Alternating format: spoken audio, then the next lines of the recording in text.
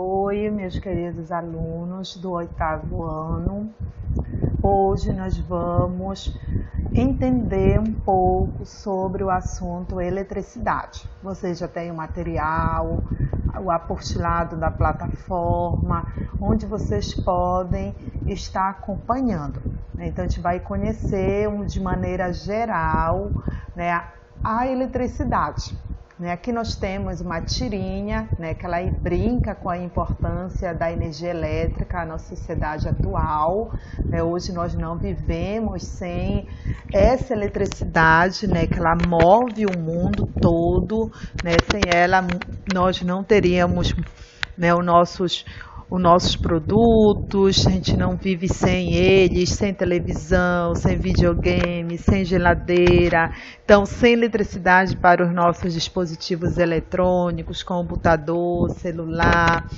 Então, a gente vai entender um pouco hoje sobre a eletricidade. Então, o que é que vem ser a eletricidade? A eletricidade, o uso da energia elétrica e o seu emprego na iluminação, revolucionaram o modo de vida da humanidade. Vários pensadores da área acadêmica, bem como comerciantes e trabalhadores, estiveram envolvidos no processo de desenvolvimento de fontes de energia elétrica e suas aplicações. Os primeiros contatos do ser humano com os fenômenos elétricos, seus princípios, aplicações e máquinas elétricas são objetos de estudo de uma área da física que nós chamamos de eletricidade. Para entendermos a eletricidade, é importante conhecer a estrutura dos átomos, que é representada na ilustração a seguir. Então, para a gente compreender como ocorre a eletricidade, nós precisamos entender primeiramente que tudo que existe no nosso universo, nós chamamos de matéria. Água, o ar, um livro, um caderno, tudo que nos rodeia possui massa e ocupa um lugar no espaço, nós caracterizamos dentro da física e da química como sendo matéria. E, segundo estudos, pesquisas, toda a matéria ela é formada de átomos, que é a constituição íntima da matéria. Então, tudo que existe é constituído de átomo, ou seja, tudo que existe possui energia. E essa energia ela vai estar presente numa estrutura que nós chamamos de átomo. Aqui nós temos uma imagem bem rápida de um átomo, de um modelo de átomo, de como seria o átomo. E esse átomo, segundo essa representação, ele seria formado por duas regiões. Uma que nós chamamos de eletrosfera e outras que nós chamamos de núcleo. A eletrosfera dos átomos que compõem a substância, a matéria presente no nosso universo, é constituída de elementos químicos que possuem uma carga elétrica negativa. E o núcleo desse átomo possui partículas, que nós chamamos de partículas atômicas, assim como os elétrons, nós chamamos de prótons e nêutrons. Os prótons, eles vão ter carga elétrica positiva e os nêutrons, o próprio nome diz, são cargas atômicas que não possuem cargas elétricas. Então, para a gente entender o átomo, nós precisamos entender que o átomo ele constitui a matéria. O que vem ser a matéria? Tudo que existe no universo e ocupa um lugar no espaço. Então, um livro, um caderno, uma roupa, água, o ar, são exemplos de matéria. Aqui nós temos nesse outro esquema, uma outra representação de um átomo também, onde ele também é formado de núcleo. Vamos ter os prótons, que vão ter carga elétrica positiva, os nêutrons com carga neutra, sem carga elétrica, e a eletrosfera, que nós chamamos de nuvem eletrônica também, com os elétrons que têm carga elétrica negativa. tá? Então, gravem essas informações, que elas vão ser essenciais para você entender o processo de eletricidade. Essas partículas atômicas, prótons e os elétrons, que apresentam cargas elétricas de mesmo valor, em módulo de 1,6 vezes 10 elevado a menos 19 coulomb. Essa carga elétrica ela é denominada de carga elementar. Então, tudo que existe vai possuir cargas elétricas. Quem são essas cargas elétricas? Elas vão estar no núcleo do átomo e são chamadas, né, de prótons, as que estão no núcleo, e elétrons, as cargas negativas que vão estar na eletrosfera dos átomos que compõem a matéria. Como os átomos apresentam a mesma quantidade de prótons e elétrons, sua carga elétrica ela é nula, né? Ou seja, ela é igual a zero, porque são iguais. A mesma quantidade de prótons que nós temos no núcleo, nós vamos ter na eletrosfera. Então, essa carga elétrica ela vai se anular. Ao ganhar ou perder elétrons, o átomo passa a ser chamado de íon, né? Então, quando o átomo ele ganha elétrons, a sua carga elétrica de prótons e elétrons vão ser diferentes, assim como também ele perde elétrons. Quando ele perde elétrons, o número de prótons também vai ser diferente do número de elétrons. E aí nós chamamos isso de íon. Nós vamos ter os íons cátions e os íons ânions. Íons cátions são os íons que vão ter carga elétrica positiva, que irão perder elétrons, e os íons ânions eles vão ganhar carga elétrica, então eles vão ter uma carga elétrica negativa. Carga elétrica ela é uma característica natural da matéria, né, que nós já falamos desde lá do início. Ela é observada em elétrons e prótons, e a carga elétrica ela é simbolizada pela letra Q. E sua unidade no Sistema Internacional de Unidades é o coulomb, tá? Que é a representação. Então, quando eu falei aqui 1,6 vezes 10 menos 19 coulomb, nós estamos falando de carga elétrica presente na matéria. Então, tudo que existe possui essas cargas elétricas, porque são formados de átomos e os átomos apresentam os prótons e os elétrons.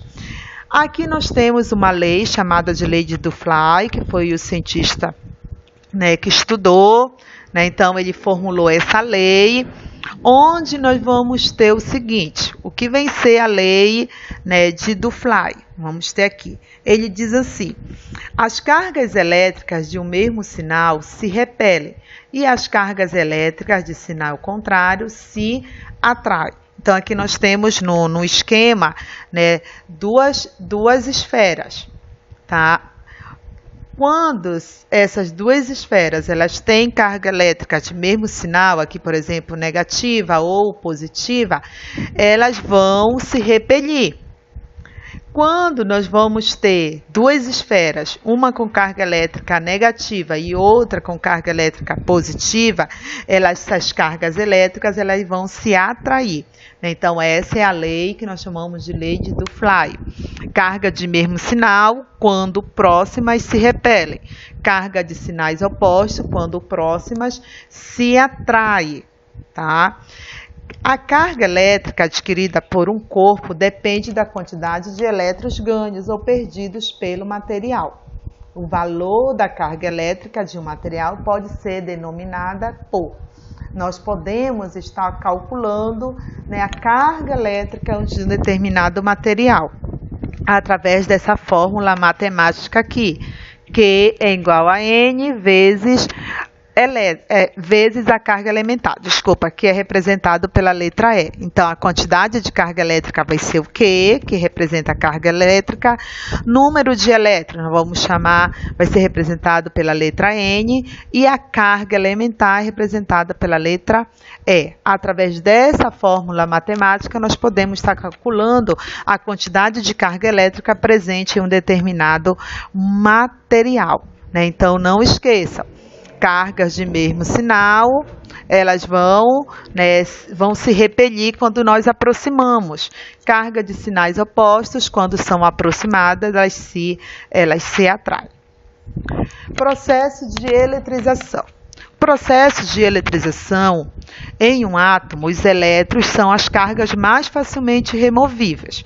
Assim, quando um se encontra carregado, dizemos que este apresenta elétrons em excesso ou em falta. A eletrização de um corpo pode ocorrer de 3 maneiras, conforme mostra o diagrama. Conforme nós vamos ver aqui, como acontece esse processo de eletrização. O processo de eletrização ele pode acontecer por atrito, por contato e por indução. Que vem ser por atrito?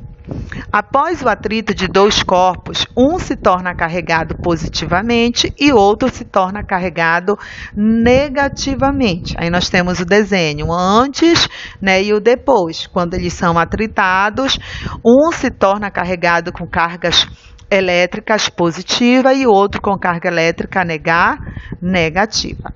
Processos de eletrização por contato. Após o contato de 2 ou mais corpos eletrizados, todos se tornam carregados com o mesmo tipo de carga ou se tornam neutros. Então, quando nós temos o processo de eletrização por contato, ocorre que todos se tornam carregados com o mesmo tipo de carga elétrica, ou eles vão se tornar neutros, ou seja, quando a carga ela vai ser nula, eles vão estar neutros, tá? Por indução, ao aproximar um corpo eletrizado de um corpo neutro, os elétrons do corpo neutro se movimentam devido à atração ou à repulsão em relação ao corpo indutor, produzindo uma separação de cargas. Então, por indução, ao aproximar um corpo eletrizado, vocês podem ver aí na imagem, um corpo eletrizado, ou seja, um corpo que está com cargas de um corpo neutro, onde as suas cargas são nulas, os elétrons do corpo neutro se movimentam devido à atração ou à repulsão em relação ao corpo indutor, produzindo uma separação de cargas elétricas. Então, a esfera ela vai separar as cargas elétricas. As positivas vão para um lado e as negativas vão para um outro lado. Quando você afasta o bastão, por exemplo, aí vocês podem ver que ele vai adquirir carga elétrica oposta, com carga elétrica negativa. Então, essas são as 3 maneiras do processo de eletrização. O que chamamos de eletrização, processo de eletrização, ou também chamada de eletrização estática, é a carga elétrica acumulada em um corpo. Então, todo corpo ele tem carga elétrica, porque todo corpo é formado de átomos, e os átomos são formados de prótons e elétrons. E ela é capaz de atrair os corpos, como meias que ficam grudadas após serem lavadas, ou pacote de plástico para frutas e legumes que são retiradas de rolos em feiras e supermercados. E outro efeito do processo de eletrização é que ele pode dar pequenos choques, como quando nós encostamos na lataria eletrizada de um automóvel, que é um exemplo de eletrização por indução. E aí nós sentimos esse choque, tá? Então nós temos aí como essas cargas elétricas elas atuam. E temos aqui a tirinha mostrando um pouquinho de maneira divertida esse processo de eletrização. Droga, eu odeio eletricidade estática. E aí nós vimos o Garfield grudado aí no casaco do seu dono. Eu também. Bem legal a tirinha aí, divertida. Vamos conhecer um pouco sobre os circuitos elétricos. Para o estudo de circuitos elétricos, é preciso entender o que são materiais condutores e isolantes térmicos. O que é um material, um condutor elétrico, e o que vem ser um isolante elétrico. O condutor elétrico são materiais que permitem facilmente a passagem da corrente elétrica. Exemplo, metais em geral, ferro, cobre, ouro, prata, né, que vão constituir os fios elétricos devido a eles terem essa facilidade de conduzir a corrente elétrica. Os isolantes elétricos são materiais que não permitem facilmente a passagem da corrente elétrica. Exemplo, ar seco, vidro, isopor, cerâmica, são alguns exemplos de isolante térmico. Eles não vão permitir a passagem da corrente elétrica. Um circuito elétrico consiste de uma fonte de tensão ligada a um corpo condutor de eletricidade.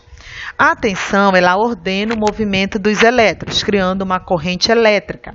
A corrente elétrica passa por uma resistência, que transforma a energia elétrica em outra forma de energia. E aqui nós temos um esquema mostrando esse processo de circuito elétrico que permite com que nós tenhamos as instalações elétricas nas nossas casas. Como é que esse processo ele é formado? Ele é formado por tensão, representado pela letra U, ele é formado também por uma corrente elétrica, representada pela letra I, e pelo resistor, que nós chamamos de resistência elétrica, representada pela letra R. O que vem ser cada um desses conceitos? Tensão, ela faz as cargas elétricas, os elétrons e o íons se movimentarem ordenadamente em um fio condutor. A unidade no sistema internacional é o volt da tensão. Que é a corrente elétrica? É a quantidade de carga elétrica que passa pela seção reta de um fio condutor em um intervalo de tempo. Sua unidade no sistema internacional é um amperes, representado pela letra A. E também nós podemos estar calculando, através desta fórmula matemática, a corrente elétrica que passa por um determinado fio, por um determinado fio condutor, onde I vai ser corrente elétrica, o Q vai ser a carga elétrica e o T vai ser o tempo.